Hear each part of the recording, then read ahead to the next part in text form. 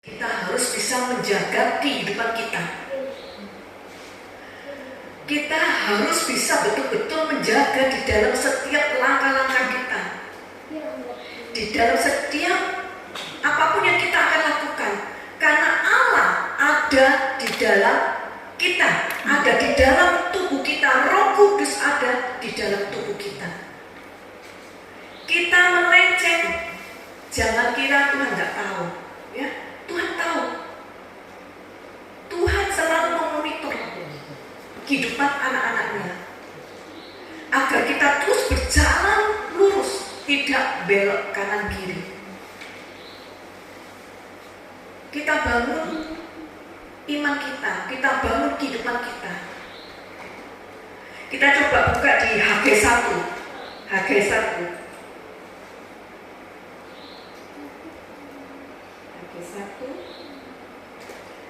ayat 5 dan 6. Oleh sebab itu beginilah firman Tuhan semesta alam, perhatikanlah keadaanmu. Kamu menabur banyak tetapi membawa pulang hasil sedikit. Kamu makan tetapi tidak sampai kenyang. Kamu minum tetapi tidak sampai puas. Kamu berpakaian tetapi badanmu tidak sampai panas. Dan orang yang bekerja untuk upah, ia bekerja untuk upah yang ditaruh dalam pundi-pundi yang berlubang. Kita pakai merupakan sebuah peneguran bagi kita, ya. Kehidupan kita jangan sia-sia, jangan memikirkan hal duniawi. Kita memang hidup di dalam dunia, kita masih bekerja, ya, masih mencari duit. Tapi ingat, kita utamakan Tuhan. Kita bangun terus bait Allah kita bangun terus iman kita, agar ketika kita mengalami hal-hal yang tidak enak, tapi kita kuat. Karena apa? Iman kita makin hari makin kuat kepada Tuhan. Dan kita tahu bahwa Tuhan yang akan memberikan semuanya bagi kita. Sehingga di dalam setiap langkah-langkah kita tidak akan terhantu. Setiap apapun juga yang kita lakukan, sertakan Tuhan di dalam setiap pekerjaan kita, di dalam setiap aktivitas kita, di dalam semua bisnis kita, mendidik anak-anak kita, ikut sertakan Tuhan. Karena kita nggak mampu sendiri berjalan. Kita nggak akan kuat untuk menghadapi hal-hal yang tidak enak di dalam kehidupan kita sehari-hari, di dalam kehidupan rumah tangga kita, di dalam kehidupan anak-anak kita. Kalau kita tidak mengikut sertakan Tuhan, kita nggak akan bisa berbuat apa-apa. Kita nggak mampu. Anak-anak kita di luar sana kita juga nggak tahu pergaulannya. Begitu juga di dalam rumah tangga kita. Perselisihan itu terjadi. Tetapi ketika Tuhan ada di dalam setiap rumah tangga kita, apapun perselisihan di dalam rumah tangga kita semuanya akan diselesaikan oleh Tuhan. Karena Tuhan yang ikut campur tangan di dalam setiap kehidupan kita, di dalam setiap langkah-langkah kita. Bangun iman kita, bangun bait Allah kita.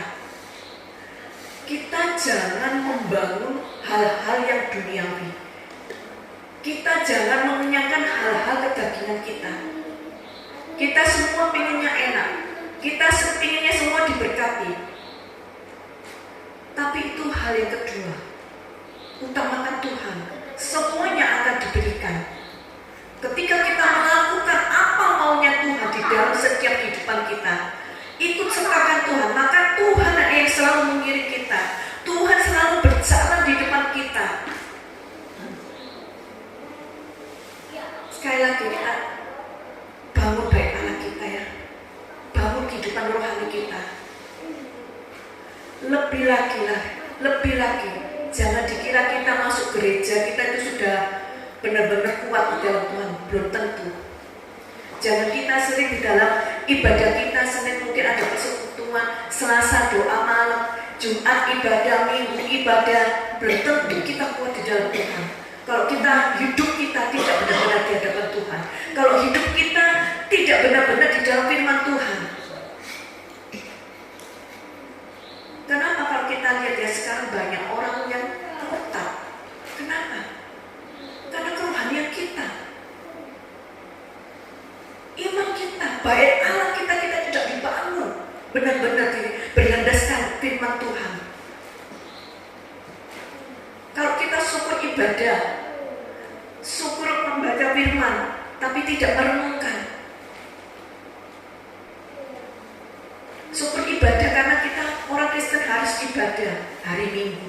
kita ikut doa malam.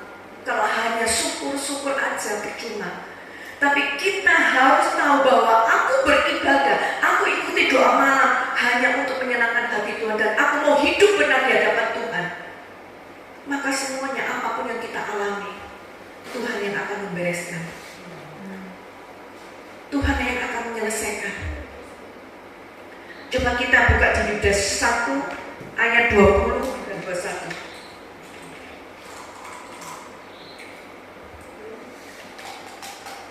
Ayat 20.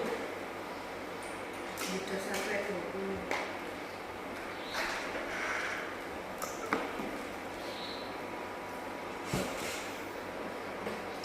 Akan tetapi kamu saudara-saudaraku yang kekasih, bangunlah dirimu sendiri di atas dasar imanmu yang paling suci, dan berdoalah dalam Roh Kudus.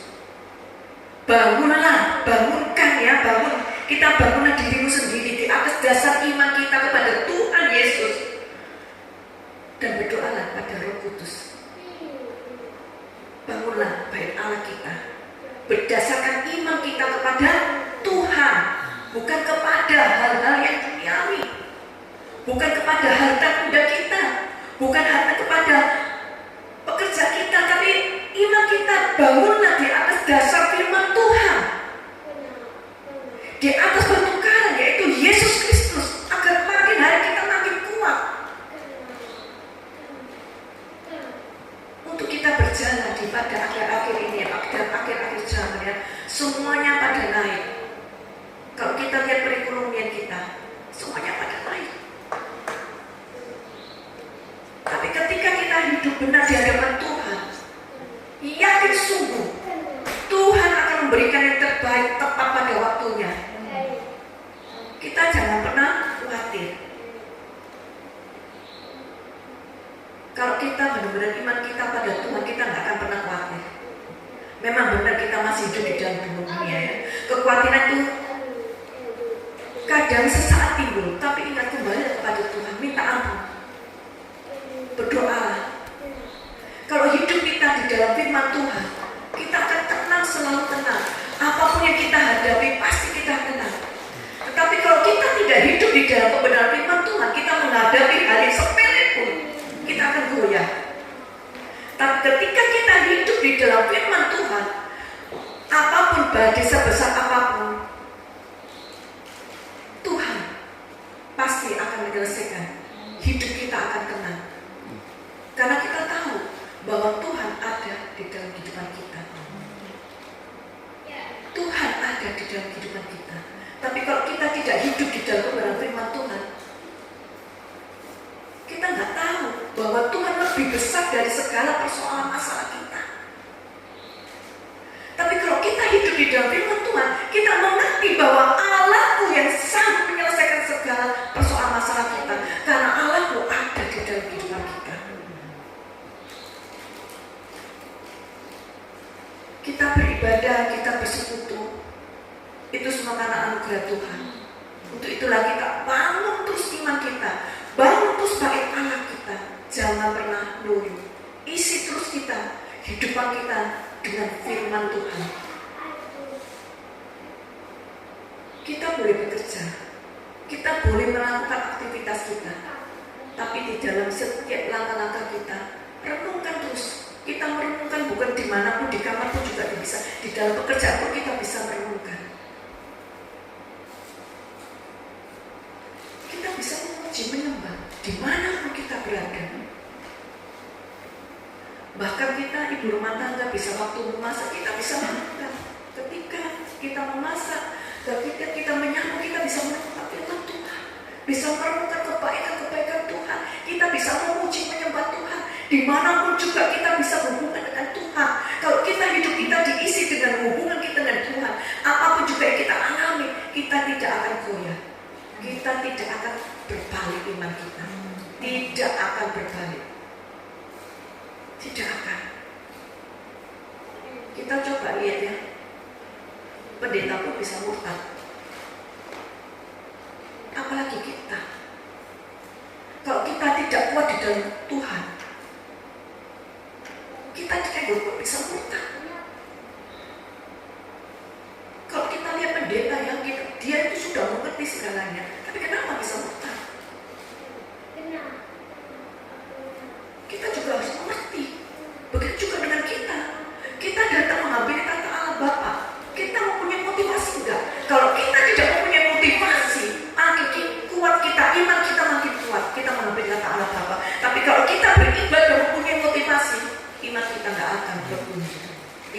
akan bertumbuh. Tidak akan bertumbuh. Malam ini kita diingatkan, bangunlah bait Allah kita, iman kita bangunlah. Untuk apa? Untuk diri kita sendiri, untuk keturunan kita. Kita coba buka di Matius 13. Matius 13 ayat 21.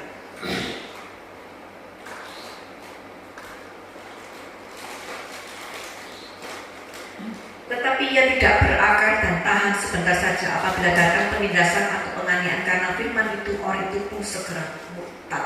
Ini ya, nggak berakar ya. Iman kita nggak berakar pada Tuhan, tapi nggak tahu kita berakarnya di mana. Kita beribadah, kita doa malam, kita bersekutu di rumah pun juga. Kita harus benar-benar menghampiri tata Allah Bapa. Hanya satu tujuannya apa? Agar Tuhan benar-benar ada di dalam kehidupan kita. Roh Kudus ada di dalam kehidupan kita. Daud di Mazmur juga mengatakan apa? Jangan pergi, Roh Kudus jangan tinggalkan aku. Kalau Roh Kudus meninggalkan kita, kita gak akan mampu berjalan.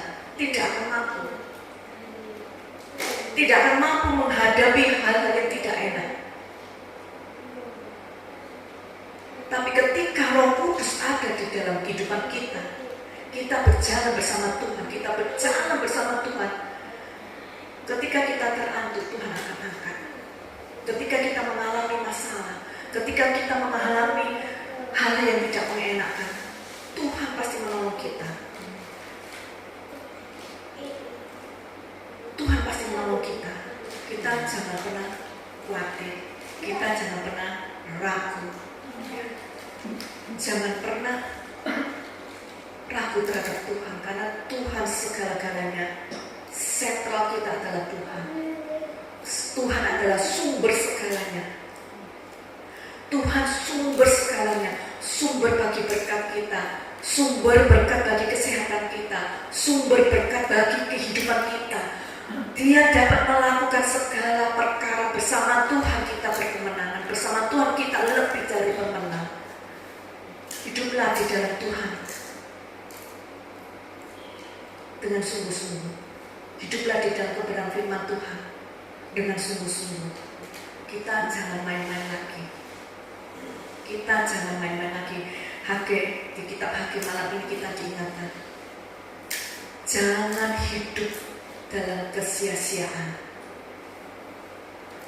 Hiduplah kita selalu menyenangkan hati Tuhan. Hiduplah kita benar-benar di hadapan Tuhan. Bangun iman kita, bangun bait Allah kita yang berlandaskan, yang benar-benar landasan yang benar, yaitu Tuhan, yaitu firman Tuhan.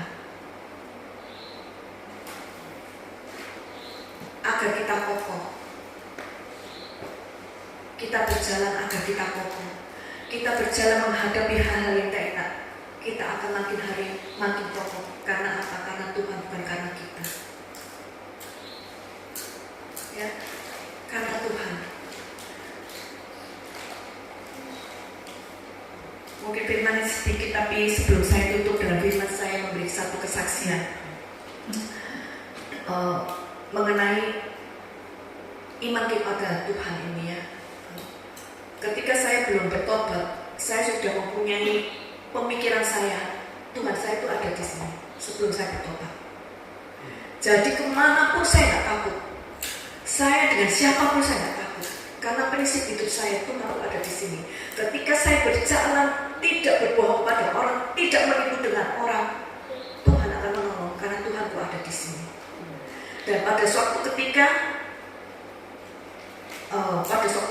ada hal yang tidak enak, mereka menghampiri saya dengan membawa parang. Ketika saya masih di luar pulau, membawa parang, dia menghampiri saya, katanya mau membunuh saya. Saya cuma satu kata berkata, saya tidak akan mati sia-sia karena Tuhan ada di sini. Tidak akan mati sia-sia. Kalau Tuhan mengatakan mati, saya mati. Tapi kalau Tuhan tidak menatap mati, tidak akan saya mati. Silakan, mau bunuh saya silakan. Itu saya waktu belum bertobat. Tapi puji Tuhan ketika saya bertobat, prinsip itu saya tetap, Tuhan ada di sini. Jadi apapun juga yang saya hadapi, saya tidak takut. Asalkan kembali lagi, kita hidup kokoh di dalam firman Tuhan. Tapi kalau kita tidak hidup kokoh di dalam firman Tuhan, kita tetap akan takut. Kita mungkin ngomong Tuhanku ada di sini, tapi ketika kita menghadapi masalah, menghadapi persoalan, Tuhan lupa bahwa Tuhan ada di sini. Tapi kalau kita hidup kokoh di dalam firman Tuhan, kita tahu Tuhanku ada di sini. Kita tidak akan takut. Jangan salah, jangan taruh Tuhan di perut. Kalau Tuhan taruh di perut, kita akan hancur. Karena apa? Cuma kita memikirkan berkat jasmani. Tapi kalau Tuhan ada di sini di hati kita, iman kita makin kuat. Karena apa? Tuhan selalu menyertai kita di dalam setiap langkah kita. Kemanapun kita pergi, dimanapun kita pergi, Tuhan menyertai kita. Karena Tuhan ada di sini. Saya hidup di lingkungan keluarga, sepupu kita. Sampai pada suatu ketika ada orang bilang gini, Mama Tini kok dek mana ya melok? Dek mana ya melok katanya gitu ya. Saya bilang, ya dimanapun aku ikut. Karena saya mempunyai visi, saya mempunyai misi. Bahwa saya percaya, yakin sungguh, ketika Tuhan mengubah kampung saya, mengubah di mana tempat saya tinggal, mereka akan dipulihkan, mereka akan bertobat. Visi saya itu. Makanya selalu saya ikut kemanapun, saya diajak kemanapun saya ikut. Bahkan waktu gunting rambut itu kan ada pengajian, saya datang. Saya sendiri yang non-muslim, tapi saya datang. Karena itu tadi saya mempunyai visi bahwa Tuhan akan berkarya bagi kampung kami. Tuhan akan berkarya memulihkan kampung kami. Dan saya yakin sungguh pada saatnya semuanya akan bertobat untuk memuliakan nama Tuhan. Bukan karena saya tidak, tapi karena Tuhan. Karena Tuhan yang selalu ada di dalam setiap kehidupan kita. Untuk itulah kita mengikut Tuhan, kita mengiring Tuhan, kita harus mempunyai visi. Dan kita harus tahu bahwa Tuhan ada di tempat kita, ada di bait Allah kita. Jaga hidup kita, jangan pernah kotori bait kita. Agar Tuhan selalu memberkati, agar Tuhan selalu ikut di dalam kehidupan kita. Tapi kalau kita tidak pernah bisa menjaga kehidupan kita, Roh Kudus akan hilang dari hidup kita. Ya, mungkin itu firman Tuhan malam ini, sharing firman Tuhan malam ini. Mungkin Ibu Gembala menambah.